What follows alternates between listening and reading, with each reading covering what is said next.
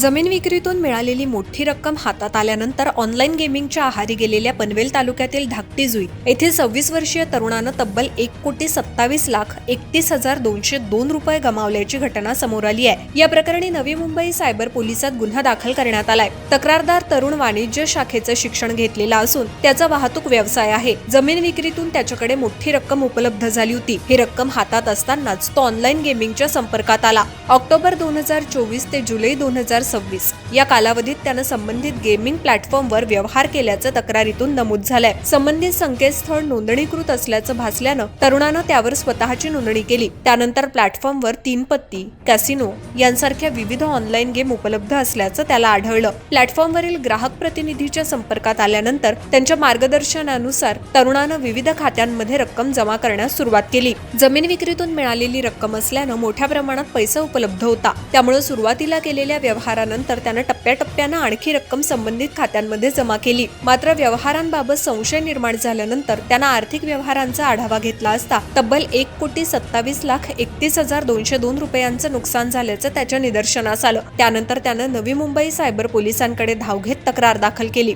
तक्रारीच्या आधारे पोलिसांनी खेलो 24 मॅच या प्लॅटफॉर्मशी संबंधित संचालक, व्यवस्थापक, ग्राहक प्रतिनिधी तसंच कथित प्रकाराला सहकार्य करणाऱ्या व्यक्तींविरोधात गुन्हा दाखल केलाय। या व्यवहारांमध्ये नेमकी कुणाची भूमिका होती, संबंधित बँक खाती कुणाच्या नावावर आहेत आणि रक्कम कुठे वळवण्यात आली याचा तपास सुरू आहे। सायबर पोलिसांकडून संबंधित खात्यांचा तपशील, व्यवहारांची साखळी आणि पैशांच्या हस्तांतरणाचा मागोवा घेतला जातोय। तसंच प्लॅटफॉर्मवरील ग्राहक प्रतिनिधी आणि इतर संबंधित व्यक्तींची भूमिका तपासली जातेय। सायबर पोलीस ठाण्याचे वरिष्ठ पोलीस निरीक्षक विशाल पाटील यांच्या मार्गदर्शनाखाली पुढील तपास सुरू आहे।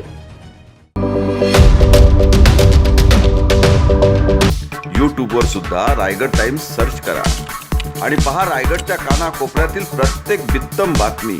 आणि हो, लगेच सबस्क्राईब बटनवर क्लिक करायला विसरू नका।